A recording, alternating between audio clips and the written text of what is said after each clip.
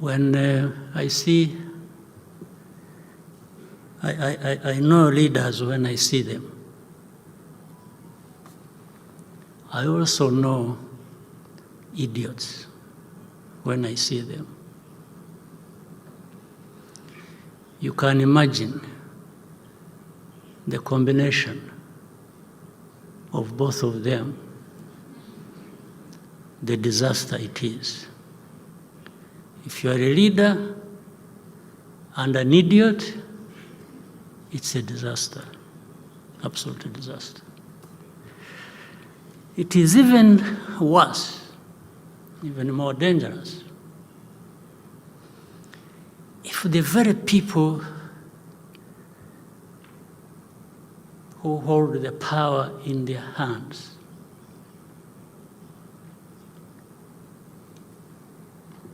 decide that they will be manipulated and played around for some interest by idiots.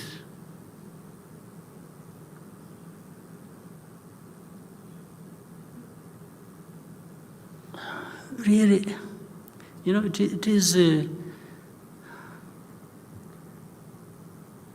I have had interactions with many of our leaders on the continent. And among other things we talk about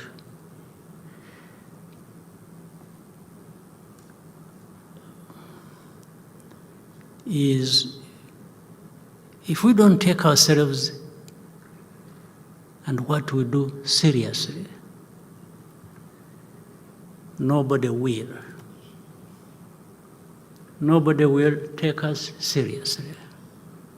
And we will always remain just neither here nor there, and people doing with us whatever they want without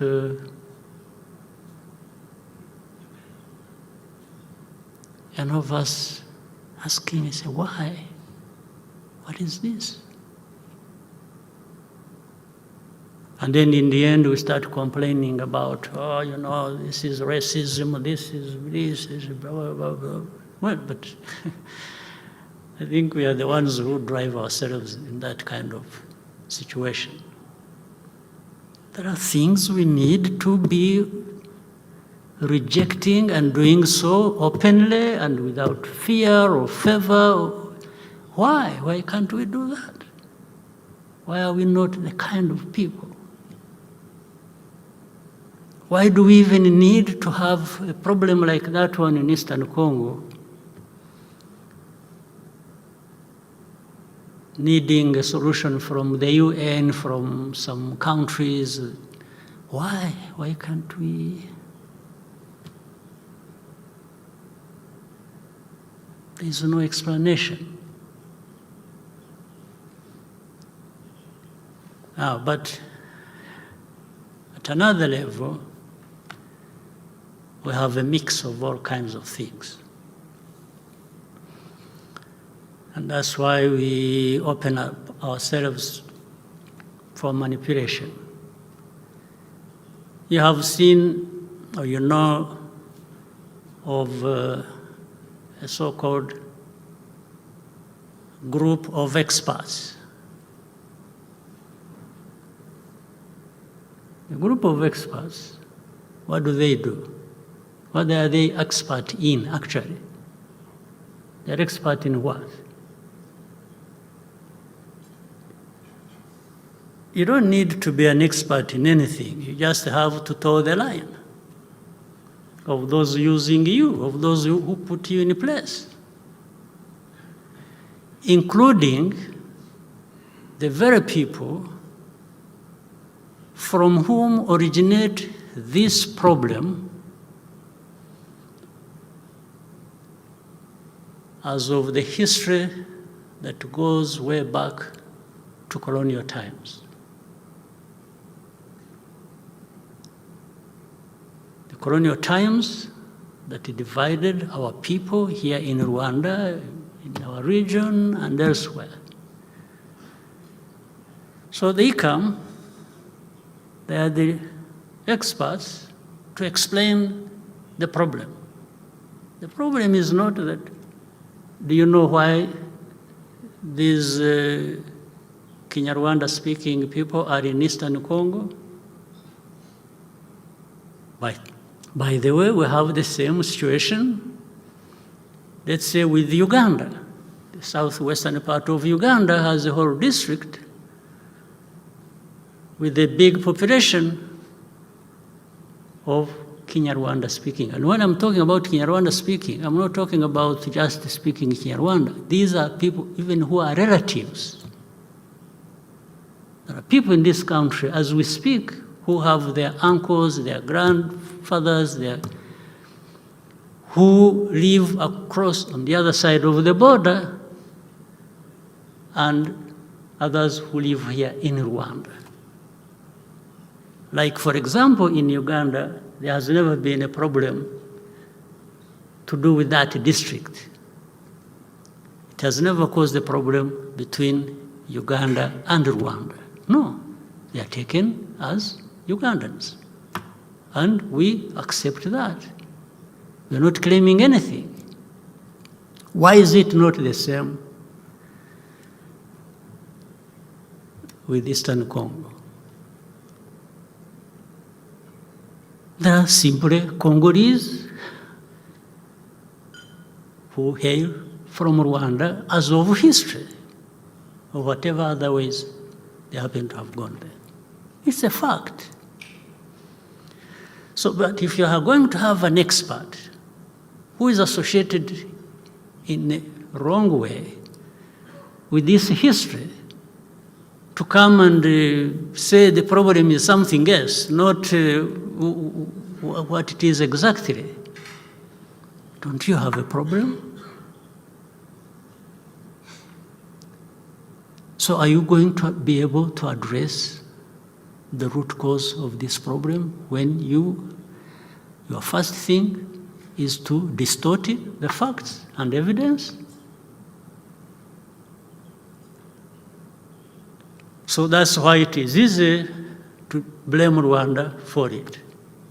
We didn't draw borders.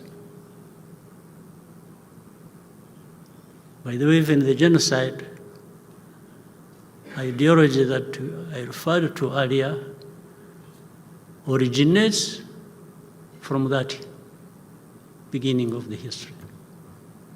That's where it comes from.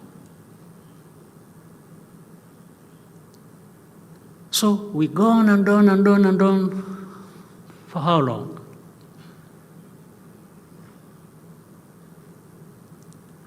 So if you think Rwanda is in Eastern Congo causing problems, would you mind bothering to understand why would Rwanda be in Eastern Congo fighting there? Why? You need to answer that. It will lead you maybe to some of the things you need to address and not to run away from.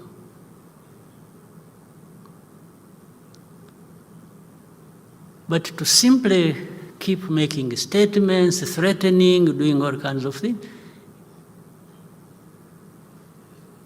let me tell you, we have been there. We have paid our highest price ever in our lives, this genocide. I don't think we can be made to suffer in all kinds of ways. We can do, but we will never, never, never go back to paying that similar price we paid 30 years ago. It doesn't matter how powerful anybody is.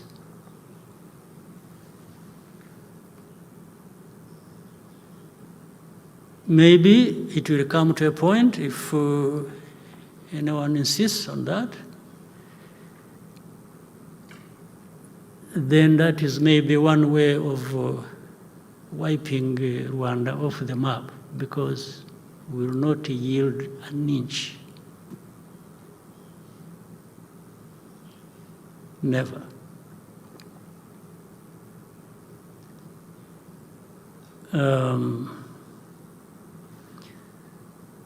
But we can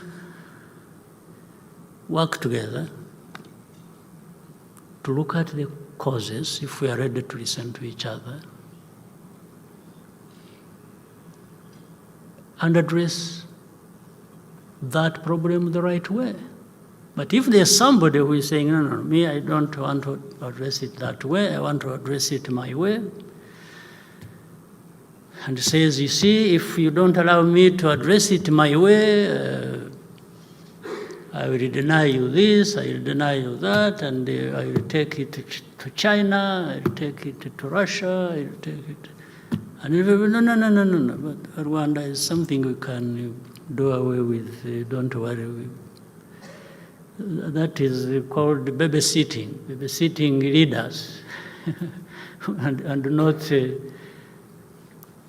pushing them to take their responsibility, but it won't work. One way or the other, it will not take us, Rwanda, back where we started from 30 years ago. No way. I know, of course, there are even some who, after 30 years, are still questioning, but what happened? Who killed who?